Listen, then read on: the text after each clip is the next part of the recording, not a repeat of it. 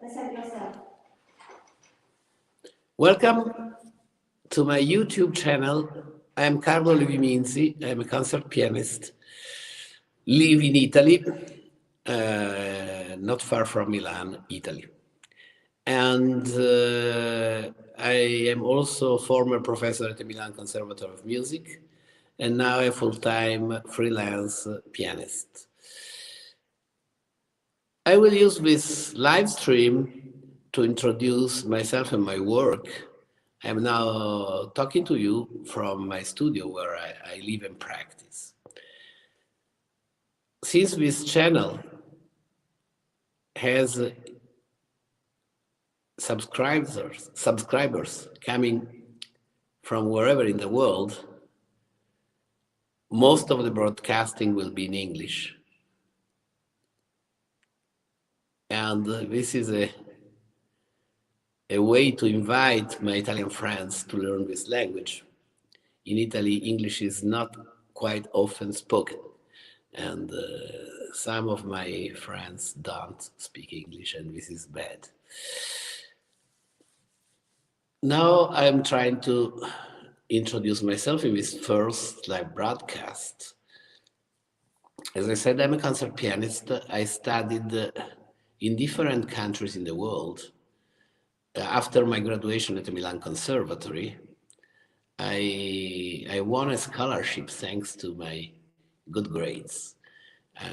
I won the scholarship to go study at the Moscow Conservatory of Music, at the time the best conservatory in the world.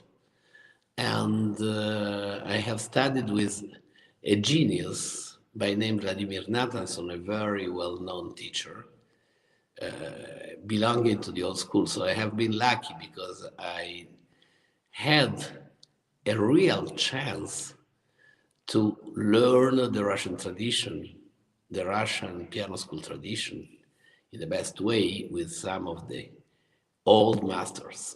When I met him, he was already 65 years old and taught until his end. He died at age 84 years later, of course. Vladimir Nathanson was a student of Samuel Feinberg, who was in turn a student of Alexander Nikolaevich Scriabin, a composer I specialized in during my stay in Moscow.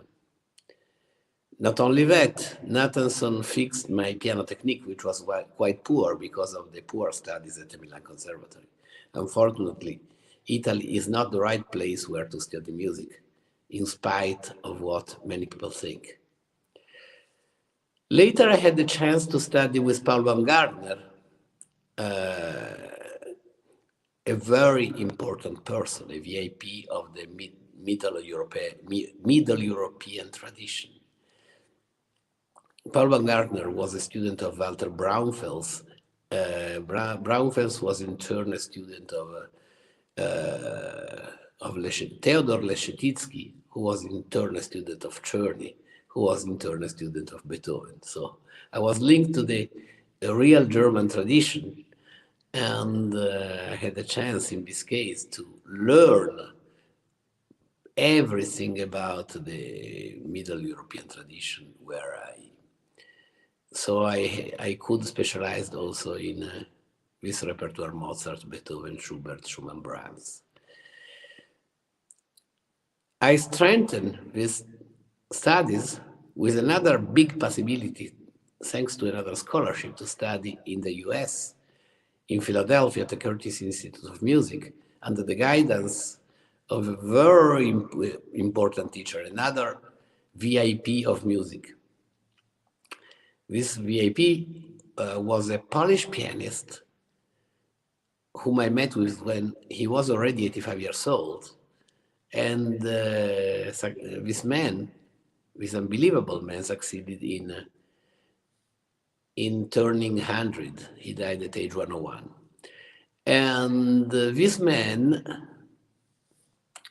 was in turn a student of Theodor Leschetizky, the above-mentioned Theodor Leschetizky, student of Czerny, student of Beethoven. So I am twice linked to this tradition and learn a lot about this music and about the tradition, the European tradition, the middle European tradition.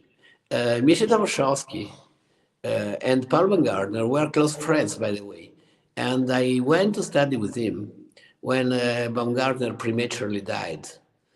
Um, and so that was really a real chance of having a really good a really good training, which compensated what I didn't get while in Italy. I will talk about my teachers in future more extensively. Now I'll let you know what I did after that. I, after this period of studies, I went back to Italy, where I got a teaching job at the Milan Conservatory of Music, which I held. I got a tenured position and decided to keep it until I had enough and decided to resign to go back to my full-time profession as a concert pianist. This job is in fact a part-time job. I was lucky because this kind of commitment gives you a lot of freedom, so the chance to keep going around for concerts. And this is what I did. Starting in 70, I had started a concert career already in 1972. So that means that next year I will celebrate my 50th anniversary as a concert pianist. And so I decided I will celebrate next year. I don't know how. In the meantime, I started this career and gave concerts all over the world. Already in '76, I had my first big German tour and a first US tour too. And since then, I was a frequent player in Germany, France, and later again in Spain, in Switzerland, Austria, and also in Eastern Europe. My Russian career started again after the end of the Cold War, and starting from the mid-90s, I could go back to the place where I was educated, of course, and I could take part in a concert in memory of my beloved teacher, Vladimir Natanson, and since then I started giving concerts around. Thanks to a program of the Minister of Culture, of the Russian Minister of Culture, I have been invited to give concerts and teach in many conservatories. So I finally toured the former Soviet Union, now Russian Federation, and I could see places where you are not always used to go. And so I got concerts in all, from the Siberia to the extreme east, Vladivostok, in Ufa, which is a European conservatory considered to be number 3 in Russia, and it's close to the Ural Mountains, close to the Asia border. So, and in those places, I also gave master classes, and so I had the chance to meet a lot of students. And finally, 2 years ago, I had my chance to go to China, where I gave concerts and taught too. So in the meantime, I have been also in Mexico and Latin America, where I have as well played and given master classes. This to make the long story short, but of course my career is full of memories and of recollections, fond recollection. So I have many things to say, and I will do it throughout these live streamings.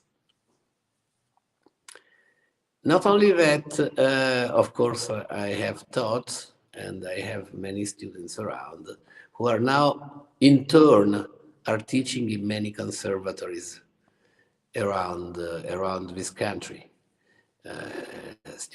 Teachers who teach in conservatories in northern Italy, both and as well as southern. I have a student teaching in Bari, extreme southeast. Students teaching in Como, which is a town between Milan and Switzerland, so it means north, in northern Italy, and other conservatories around the country. Also, there is a big career as a recording career, a big recording career. My big recording career started very early. My first recording at the time, LP, goes back to 1976. That year I recorded my first LP featuring two Beethoven sonatas, which were recorded for an American label which bankrupted in the meantime. Unfortunately, this happens to the small labels, and has been reprinted by another Italian brand, and now has been taken over,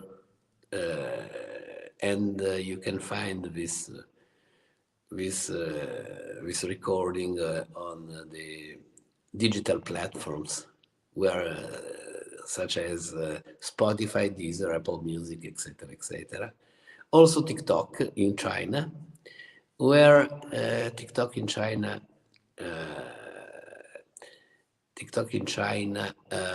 is also a distributor for digital files. This I didn't know myself. I found it out just literally a few days ago. What should I say? And not only that, so there are many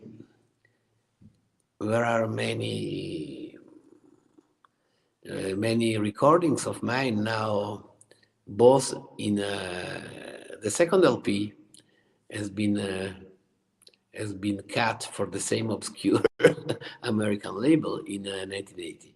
Since then, I started cutting for more substantial groups, and I have now more or less some 20 CDs of various music. We have now 18 Beethoven sonatas on the market. Hopefully, I will complete the cycle within 1827, which is the 150th anniversary of Beethoven's death. And we have one CD devoted to Chopin, and one to Schumann, one to the late Russian composer Kapustin,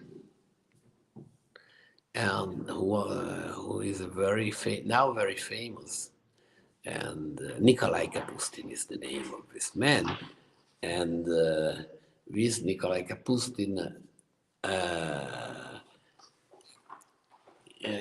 is I had the chance to work with him to play his piano sonatas and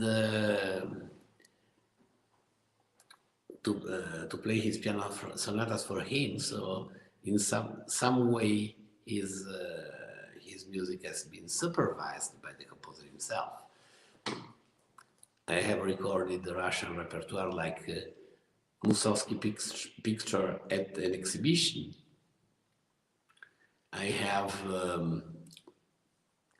and I have recorded also music which is not very well known or not at all known, such as the Boris Pasternak sonata. I'm referring, in fact, to this Boris Pasternak the Right, the Nobel Prize winner, who had studied music. His mother was a professional pianist, Rosalia Kaufman, and so he was trained in music and got a training by Scriabin himself. And then at a certain point he decided to give up music and to become a writer. He was following both careers in the meantime. And he has described the process of choosing his main career in one of his writings. And also in the same CD, you can find also another rarity, which is music by Heinrich Schenker. Heinrich Schenker was a student of Chopin. His teacher was Carl Mikuli, and he had started a career as a pianist and composer and decided to give up. He was living in Vienna, even if he was originally from Poland, and decided to give up both his careers as a pianist and composer to become a theorist and to create the modern music analysis.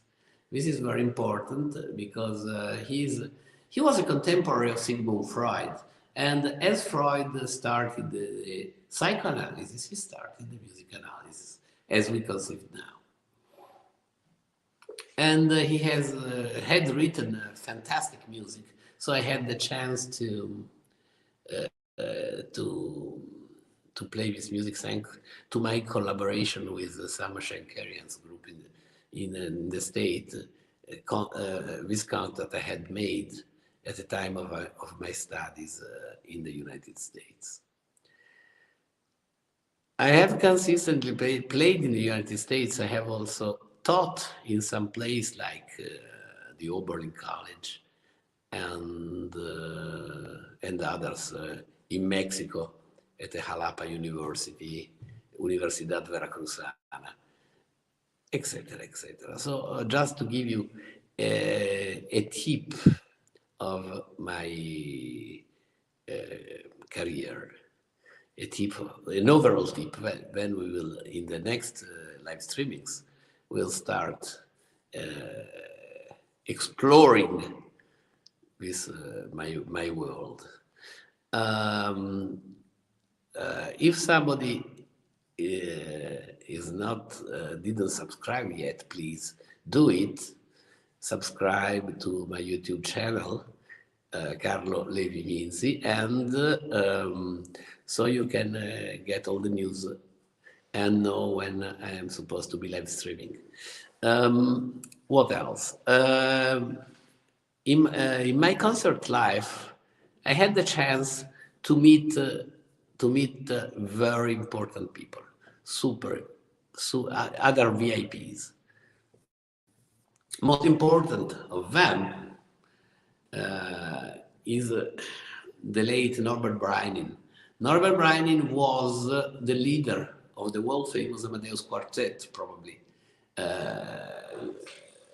You have heard about him, and Norbert Breinin was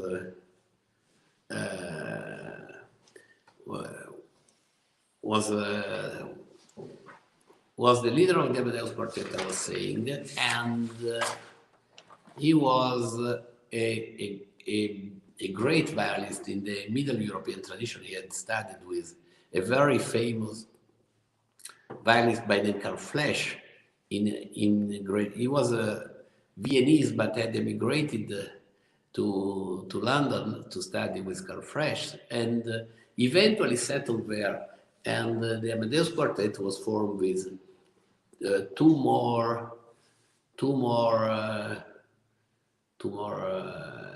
people coming from Vienna, plus an English cellist. And what else?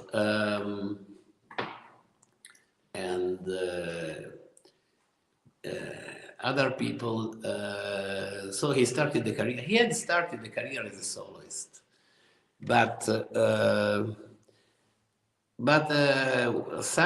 since the quartet had a tremendous success, he had to neglect, at least partially, to neglect it for a while.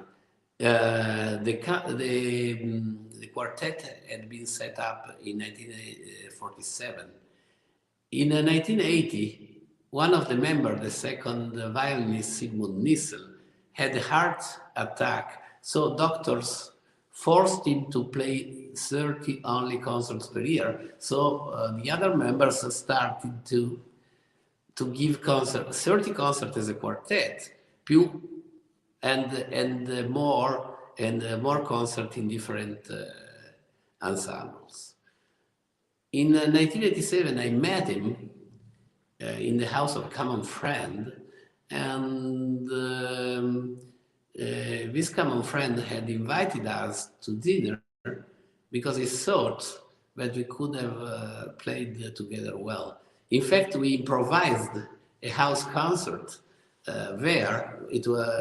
And Norbert liked me. I don't know how it came, but he invited me to play a concert with three of the members of the Amadeus Quartet, concert to be held the following September, and to play a Mozart quartet with them. But unfortunately, the violist of the quartet, Peter Shidlov, suddenly died of a heart attack just 20 days before the concert. So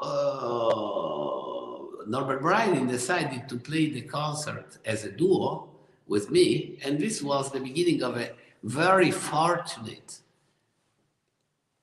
joint career. So I had different career both as a soloist and a chamber music player, and we played together for 15 years until 2002, when he was almost 80 and decided to retire, and eventually he died 3 years later.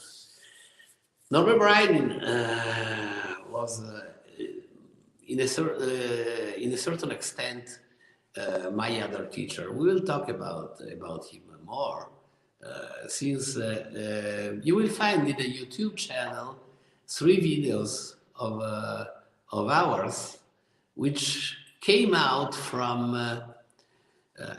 nothing. The internet is great because sometimes you find something you would fear to have lost forever. And the career and this concert was the famous concert we were talking about. Was the first concert we had together after the premature Peter Shidlov's premature departure. And so you have the chance to hear this concert. I saw the videos, and I can notice how scared I was to play with a monument of the German music.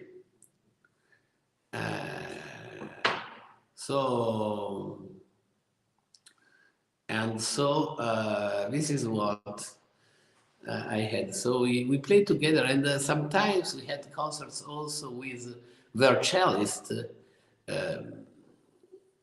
with their cellist Martin Lavette, who died in his 90s just a few months ago. Um, we have now two CDs. One with Norbert is a double CD featuring the complete works by Johannes Brahms, and a live CD with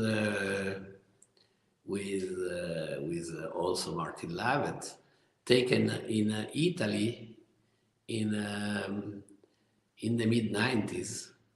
And this is there is one Beethoven and one Schubert trio. The Schubert trio, so the second movement of this trio, is very well known because that was the theme that was used. I hope some of you have seen the movie Barry Lyndon. Barry Lyndon was a fantastic movie by Stanley Kubrick, and I hope some of you have seen it. If you hear, there is a theme coming from Schubert.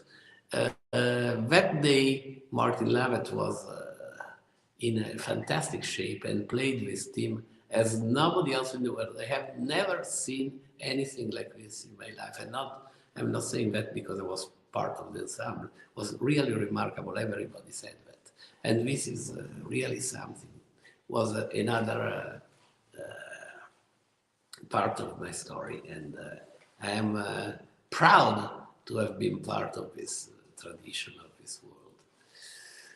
Unfortunately, this time goes, and most of my partners, I feel a little lonely now because I am younger than most people. Nevertheless, I belong to this world. So I feel myself as a sort of survivor. We'll talk about it again.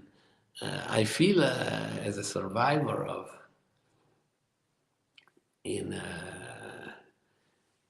in this world, but I have also I feel, and this is part of the story. I feel responsibility for continuing for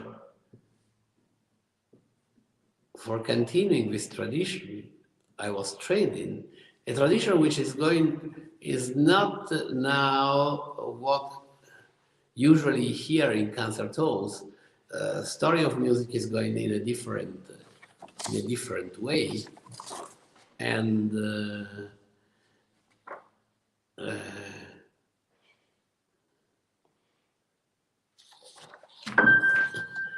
and this is a sound from my piano. Um, and also I feel the responsibility of continuing this tradition and in some and this is the reason why I taught so much. I taught so many years, and I trying to live some of this, even if this is very difficult because as I emphasize that this kind of tradition is not the majority. Most of the pianists now, most of the performers, not only pianists but also string instruments, play in a completely different way. And therefore, this kind of thing is seriously risking to be lost. And this must be avoided, and this is the task of this part of my life, of this portion. And what else? What should I say?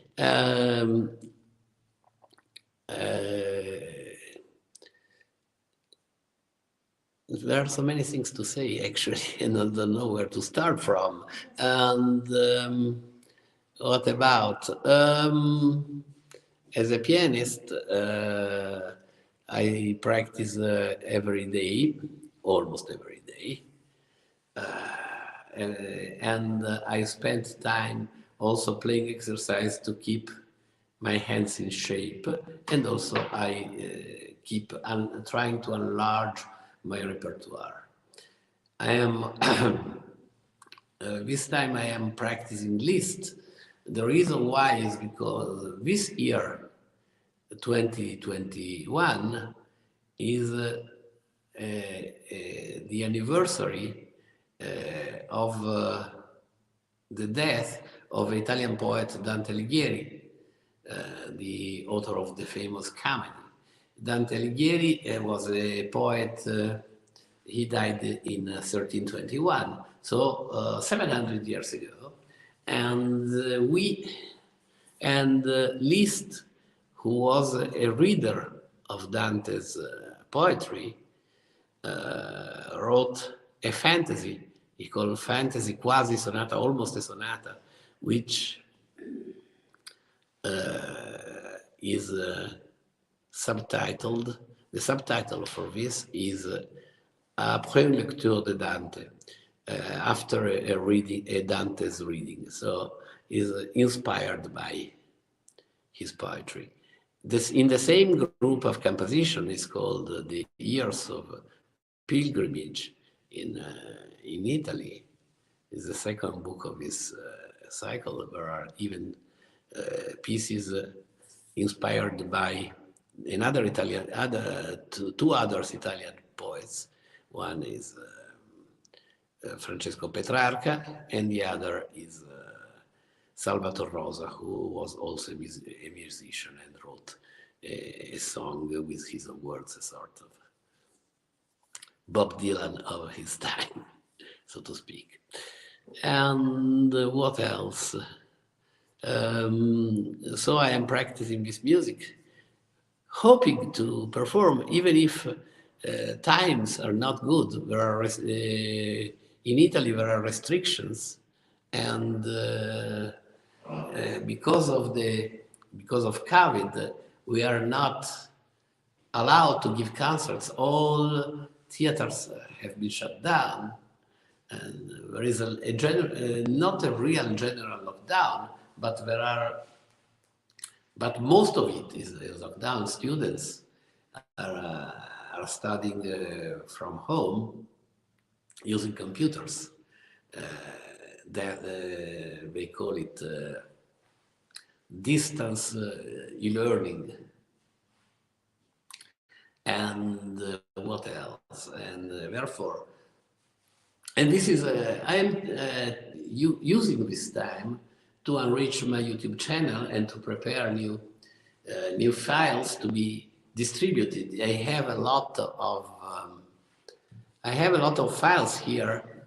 I have been lucky because most of my concert had been recorded. I owe this to a friend of mine who most of my recordings were made by a friend of mine who was a school fellow of mine, prematurely dead 7 years ago. And this man who was in life, he was an eye doctor, and we were good friends, of course, and school fellows.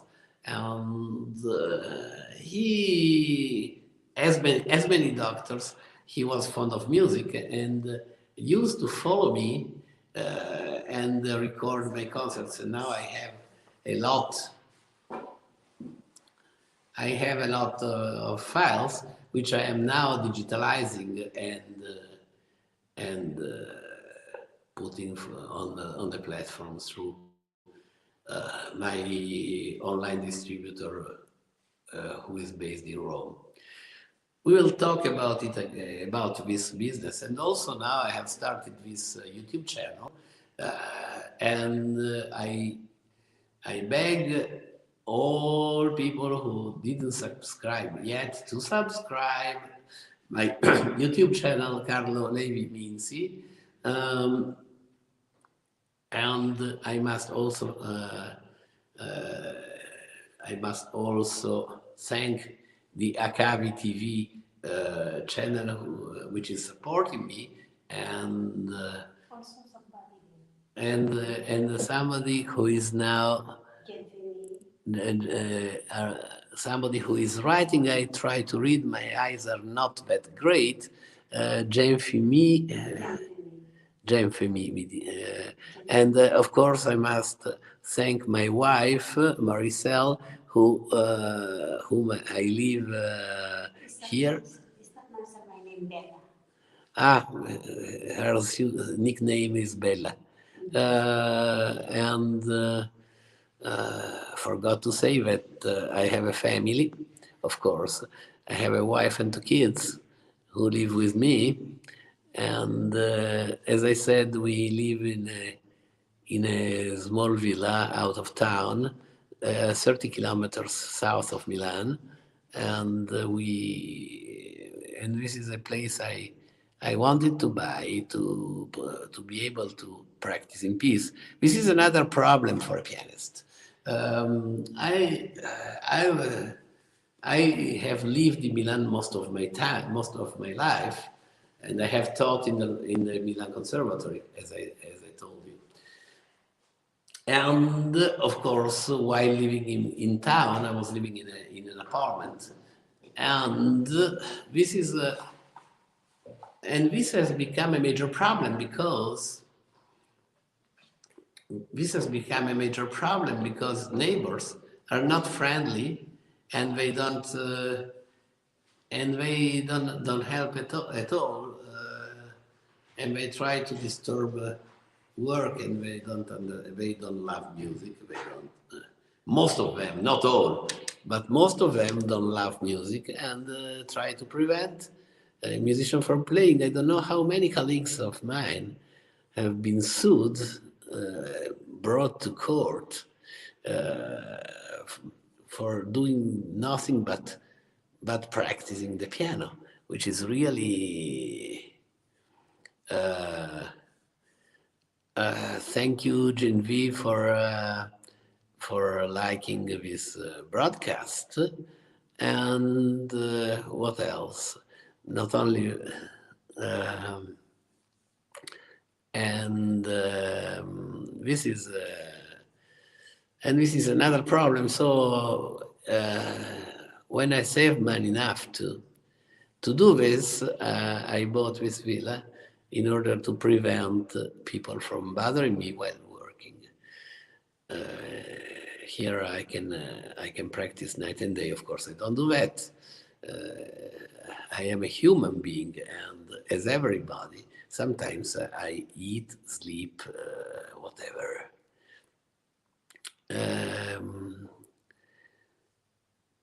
What else? Well, in this particular part of my life, as I said, I spent most of my time in practicing, in preparing new concerts, in preparing new repertoire, and preparing new files for publication and eventually sold. Files can be also bought through the platforms, to the Spotify, Deezer, Apple Music, etc., etc. The YouTube channel is a support, of course, and mostly for video. Even if you can find some files of mine also on different channels, because the distributor is distributing through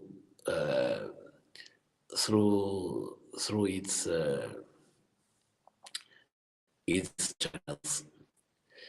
Therefore, if you want to hear something you cannot find of my YouTube channel, you can just search my name, Carlo Levi Minzi, on the YouTube. You will find many more files, many more music, much more music, and more opportunities to hear what I have produced throughout years. There you can find all the CDs I have produced this year, so you don't have to look for the actual CD and you can keep looking for the for the real CD to buy, which is becoming more and more difficult. Another feature of this time, but this is not new at all, is the fact that all all music shops are shutting down. Milan is a 1,300,000 inhabitants. While I was living in town, there were just 3 music shops specialized in classical music, in selling CDs. Now, two of them have shut down. One is shutting down soon. I heard that the owners are now planning retirement. So if you want to buy an actual CD, you have only chance of going to shops of the 2 shops in the center town run by 2 publishing companies. And there is not only the section devoted to CDs is a minimal part of the shop itself. There is the shop where they sell books of any kind. And of course, the CDs sold there are of different kind of music. And the portion for classical music is just a couple of shelves. So they cannot